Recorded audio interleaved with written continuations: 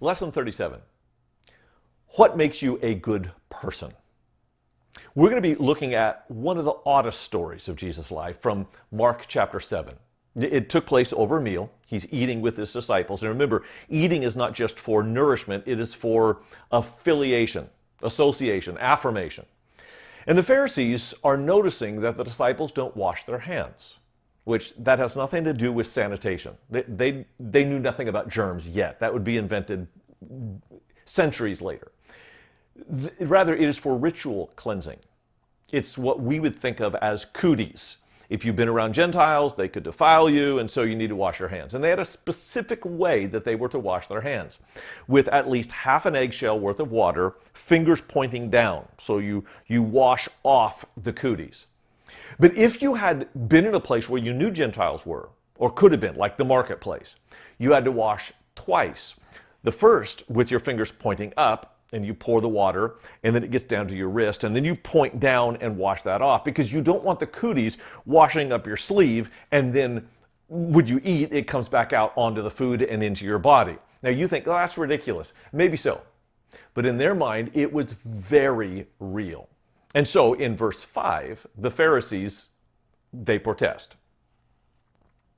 And the Pharisees and the scribes ask him, why do your disciples not walk according to the tradition of the elders, but eat with defiled hands? And Jesus' response is actually pretty aggressive. Listen to how he responds. This isn't even gentle.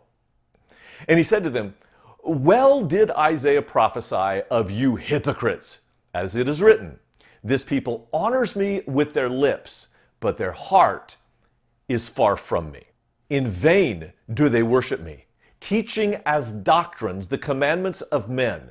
You leave the commandment of God and hold to the traditions of men.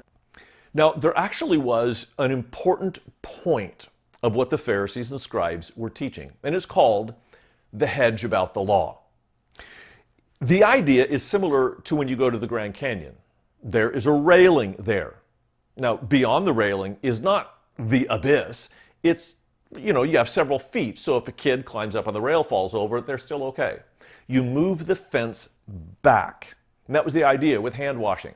If you will wash your hands, then you're going to be aware of when you're around Gentiles. And if you're aware of when you're around Gentiles, you will limit your impact of the Gentiles on your life. And if you limit the impact of the Gentiles on your life, then you won't be drawn into their lifestyle. It's similar to what people say about, say, dancing. When I was growing up, you're not supposed to dance. Why? Because that could lead to sex. Or you're not supposed to have a beer. Why? Because that could lead to drunkenness.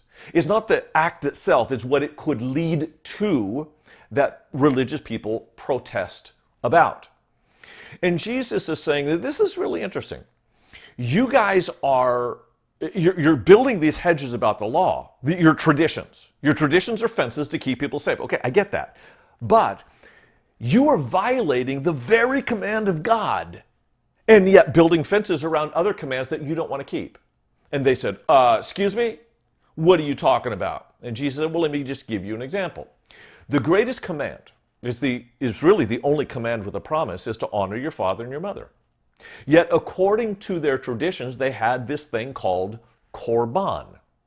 Korban was, when I devote something to God, I cannot give it to you. Now, that sounds good, but here's how it was used.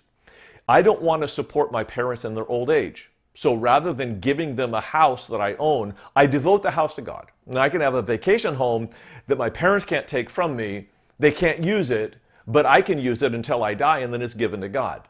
And Jesus is saying, you are hypocrites. That created quite a controversy, because Jesus was now confronting head on, and not gently, the leaders that they had looked up to all their lives. And so the people began asking Jesus, like, what is the meaning of this controversy? And he said to them, listen, it's not what goes into your body that defiles you. It's what comes out of your body. Sexual immoralities, slander, deceit, lies. That's what defiles you. And they go back into the house, and even the disciples are thrown by this. And you would have been too, If the leaders you looked up to as your spiritual mentors all your life are now at odds with the one you call Messiah, that throws you. They don't know the half of it. Listen to what Jesus says to his own disciples. Are you also without understanding? Do you not see that whatever goes into a person from outside cannot defile him, since it enters not into his heart, but his stomach, and is expelled? Thus he declared all foods clean. Now, Mark is making this subtle statement, so like a parenthetical statement. He declared all foods clean. Why? Because the very rule of hand washing was to keep you away from the people who needed God the most. And if you fast forward to Acts chapter 10 and 11, the first Gentile convert, a centurion named Cornelius, the issue on the table was what was on the table. Peter has a vision that comes down from heaven, sheets with all kinds of animals, and God said, arise, kill and eat. Peter said, no, I would never. I'm kosher. And God tells him 3 times. And finally, Peter awakes from this vision and says, oh my goodness, God is telling me to stop calling unclean what he has called clean. And we're not talking about table scraps. We're talking about people made in his image. And we, as the people of God, have to be extremely careful that we don't call unclean what God has called clean.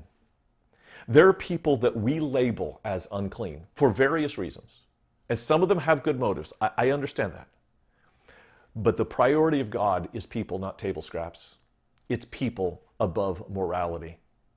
And your association with other people will not make you clean, because remember Jesus' principle from an earlier lesson. Cleanness is more contagious than uncleanness.